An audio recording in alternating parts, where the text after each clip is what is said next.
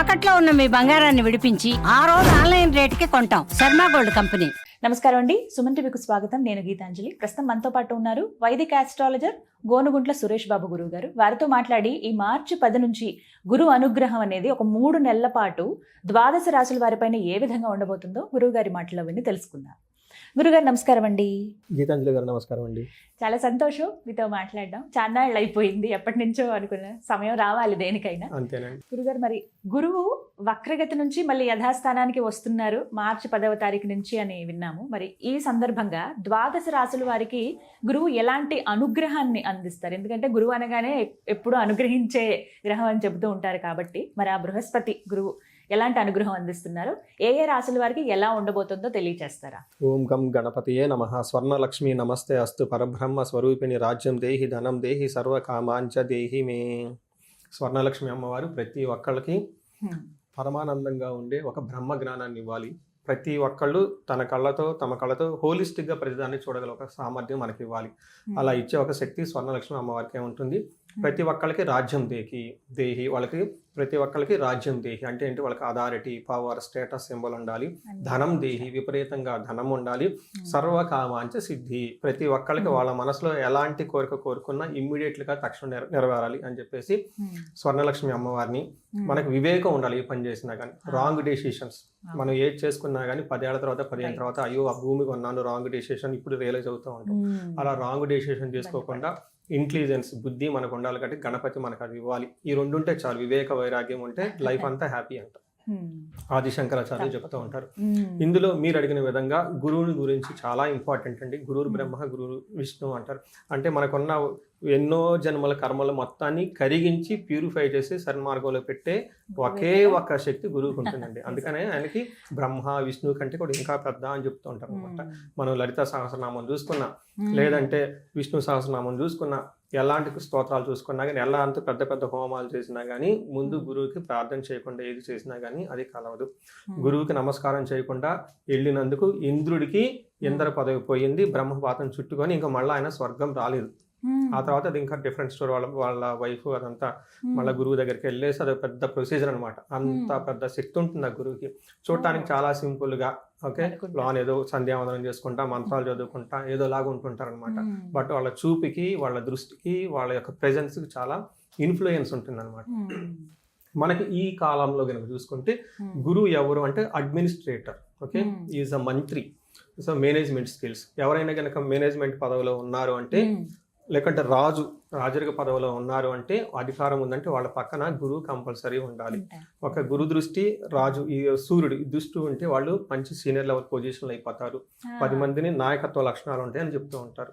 ఎప్పుడైతే గురు దృష్టి లేదో, శని దృష్టి ఉందో, వాళ్ళు రాజరికం వచ్చినా కానీ దాన్ని కాపాడుకోలేక కోల్పోతారు అని చెప్పేసి చెప్తూ ఉంటుంది. కొంతమంది పొలిటీషియన్ వాళ్ళు నా దగ్గరికి వస్తుంటారు, ఏమంటే ఇప్పుడు నాకు పదవి వస్తుందా, ఉంటుందా, పోతుందా అని అడుగుతూ ఉంటారు అనమాట. ఈ కాంబినేషన్ మనం చూసేది. So Guru is the well protector అండి. సో మనకి గురువు ఏం చేస్తారు? ఫండమెంటల్ బేసిక్ క్వశ్చన్ చూసుకుంటే ఫస్ట్ ఆయన మనకి ధనాన్ని ఇస్తారండి. చాలా మందికి తెలియదు. మనకి గురువు ద్వారానే మనకి ధనం వస్తుంది. ఎవరైనా కనుక సరిగ్గా ధనం రావట్లేదు అనుకుంటే గురువుని ఇగ్నోర్ చేస్తున్నారు. అందుకని గురు సేవ చేసుకుంటే, శుశ్రూష చేసుకుంటే నిదానంగా ధనం వస్తుంది. తర్వాత సంతానం, తర్వాత జ్ఞానం, తర్వాత ఇలా అన్ని అనమాట. వేదిక నాలెడ్జ్, భక్తి, ఆధ్యాత్మికత, ధర్మచింతన ఇవన్నీ గురువు ద్వారా వస్తూ ఉంటాయి అనమాట. అందుకని ఈ గురువు సరిగా ఉంటే అన్ని సన్మార్గంలో ఉంటుంది. లక్ష్మీదేవి కూడా గురువుని ఫాలో అవుతూ ఉంటుంది అనమాట. ఎందుకంటే ధర్మాన్ని కాపాడతాడు కాబట్టి. ఏది ధర్మం ఏది అధర్మం అని మనకు ఎలా తెలుస్తుంది? ఎవరో ఒకరు చెప్పాలి కదా. ఆ సోర్స్ గురువు అనమాట. అందుకని చెప్పేసి లక్ష్మీదేవి వాళ్ళ అన్నగారు శుక్రాచార్యుడు కూడా గురువే ఆయన. అందుకని చెప్పేసి జ్ఞానము ఎక్కడ ఉంటుందో, ధర్మం ఎక్కడ ఉంటుందో లక్ష్మీదేవి వాళ్ళని ఫాలో అవుతుంటుంది అని చెప్తూ ఉంటారు. సో ఈ సందర్భంగా గురువు మొన్నటిదాకా రివర్స్ వెళ్ళిపోవటంతో దాని యొక్క ఇంపాక్ట్ 12 రాశులకి ఏంటి, ఇప్పుడు మరలా సన్మార్గంలో రుజు మార్గంలో రావడంతో వాళ్ళ యొక్క ఇంపాక్ట్ ఏంటి 12 రాశులకు చూద్దాం. తప్పకుండా. గురుగారు, తులారాశి వారి పైన గురువు అనుగ్రహం ఎలా ఉండబోతుందండి మార్చి 10 నుంచి? చాలా మంది ఏంటంటే 19కి ఉగాది వస్తుంది కాబట్టి అప్పటి నుంచి జాతకాలు చూసుకుందాం అనుకుంటారు. కానీ ప్రతి ఒక్కరి జాతకంలో గురువు చాలా ప్రధానమని మీరు ఎప్పుడు చెబుతూ ఉంటారు. మరి ఇందులో భాగంగా తులారాశి వారికి ఎలా ఉంటుందండి ఈ 10వ తారీఖు? 12 రాశులు ఉన్నాయి కదండి.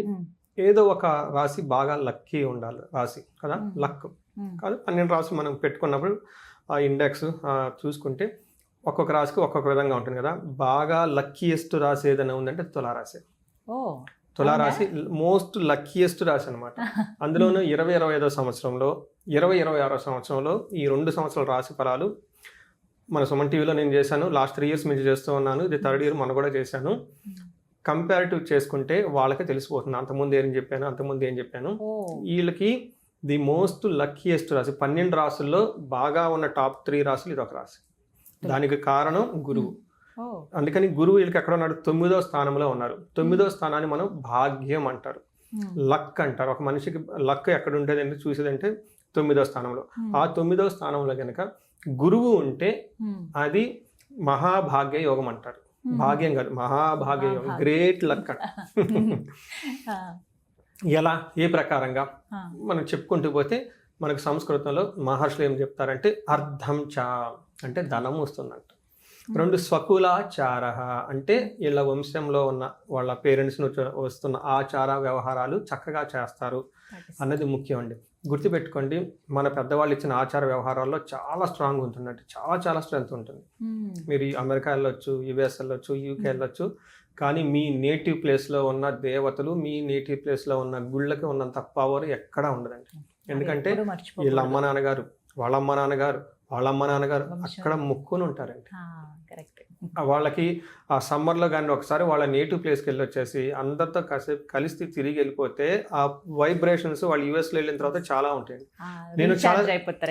నేను రెమెడీస్ ఇది చెప్తాను చాలా మందికి. రెమెడీస్ అంటే అన్నీ ఉన్నాయండి, బాగున్నాయి. అబ్బాయిలు మా మాట వింటలేదు, అన్నీ ఉన్నాయి. అమ్మాయి బాగా డాక్టర్ చదివేసింది ఇక్కడ, కానీ సాటిస్ఫాక్షన్ కాలేదు. తర్వాత మాకు అన్సర్టినిటీ అండి, ఫ్యూచర్ వెళ్తా అర్థం కావటం లేదు. అలాంటి వాళ్ళకి నేను ఏం చెప్తానండి, ఫస్ట్ రెమెడీ మీ నేటివ్ ప్లేస్కి వెళ్ళారని అడుగుతా. కొంతమంది అక్కడ 20 సంవత్సరాలు 30 సంవత్సరాలు సెటిల్ అయిపోయిన వాళ్ళు ఉంటారండి. వాళ్ళ పిల్లలు కూడా పెద్ద వాళ్ళు ఉంటారు. లేదండి మా అమ్మ నాన్నగారు చనిపోయారండి, ఇంకెవరు లేరండి, వెళ్ళట్లేదండి, అన్ని అమ్మేసుకుంటాను చెప్తాను. కాదండి, ఒకసారి మీరు నేటివ్ ప్లేస్కి వెళ్ళమని చెప్తాను నేను. ఎందుకంటే అక్కడ స్వకులాచార, మీళ్ళ ఈ వంశంలో పాటించాల్సిన పద్ధతులు పాటించే వాళ్ళు ఇంకా ఉంటారండి. వాళ్ళు సింపుల్ గా ఉంటారు, కానీ వాళ్ళ దగ్గర ఉంటే మీ ఎనర్జీ లెవెల్స్ 10 times పెరిగిపోతాయి. కాన్ఫిడెన్స్ చూడండి, ఎప్పుడు ఎక్కడికి వెళ్ళినా అండి నేటివ్ ప్లేస్కి వెళ్ళిపోతే ఆ పక్క వాళ్ళు గుర్తుపెట్టి పలకరించేది ఒక నేటివ్ ప్లేస్లోనేనండి.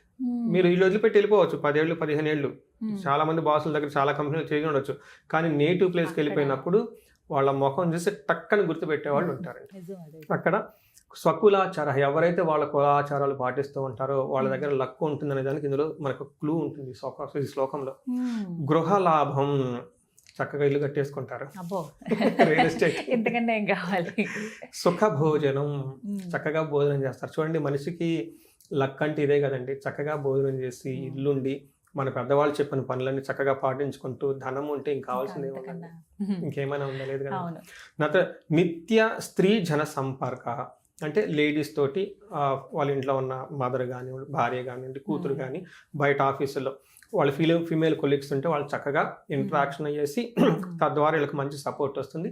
ఇన్ కేసు లేడీస్ అయితే ఏంటండి అంటే లేడీస్ కానీ జెంట్స్ ద్వారా మంచి సపోర్ట్ వచ్చేస్తుంది, అనుకున్న పనులన్నీ వెళ్తూ ఉంటారు. ఇంతే కాకుండా వీళ్ళకి పిల్లలు పుట్టే అవకాశం ఉంటుంది, మ్యారేజ్ అయ్యే అవకాశం ఎక్కువ ఉంటుంది, ఇంకా ఆవుల్ని గోవుల్ని కొనే అవకాశం ఎక్కువగా ఉంటుంది, బంగారు ఆభరణాలు కొనే అవకాశం కూడా ఎక్కువ ఉంటుంది, రిసార్ట్కి వెళ్ళే అవకాశం ఎక్కువ ఉంటుంది. గుళ్ళు గోపురాలు ఆటోమేటిక్ తిరిగేస్తూ ఉంటారు, వాళ్ళకి ఆల్రెడీ తిరిగేసి ఉంటారు. కాశీ ఇంకా అవన్నీ ఆల్రెడీ ఈ రాశి వాళ్ళకి ఆల్రెడీ తిరిగేసి ఉంటారు ఒక రౌండ్. మీరు తెలిసిన వాళ్ళు ఉంటే ఎంకరేజ్ చేయండి. వీళ్ళకి మహాభాగ్య యోగం కాబట్టి బాగుందండి. మరి వీరు ఇంకా మెరుగైన ఫలితాల కోసం ఏమైనా పరిహారం చేసుకోవాలంటారు? ఒకటి, వీళ్ళకి ఓవర్ అంబిషన్స్ ఉండే అవకాశం ఎక్కువ ఉంటుందండి. అందుకని యోగా మెడిటేషన్ చేయడం చాలా చాలా ఇంపార్టెంట్. భగవద్గీత కొన్ని శ్లోకం మన అట్లీస్ట్ ఒక్క శ్లోకం మన డైలీ చదువుకొని పడుకోగలిగితే చాలా చాలా బాగుంటుంది. అంటే ఎనర్జీ పాజిటివ్ డైరెక్షన్ లో వాడటానికి ఎక్కువ ఉపయోగపడుతుంది అనమాట. అంటే మనుషులు మిస్టేక్ చేసేది హై లెవెల్ ఎనర్జీ ఉన్నప్పుడే చేస్తారు. ఇప్పుడు గ్రహస్థితి బాగలేనప్పుడు మనం డౌన్ టు ఎర్త్ ఉంటాం, ఈ దేవుణ్ణి ఆ దేవుణ్ణి పూజించుకోవటం, ఈ గుడికి ఆ గుడికి వెళ్ళటం చేస్తూ ఉంటాం. మనం ఎప్పుడు అంత బాయిలో ఉన్నప్పుడు అప్పుడు గుడుగులు గుర్తావు కదా మనకి, ఈ వెకేషన్ ఆ వెకేషన్ అటు ఇటు వెళ్తాం గుర్తొస్తుంటాయి అనమాట.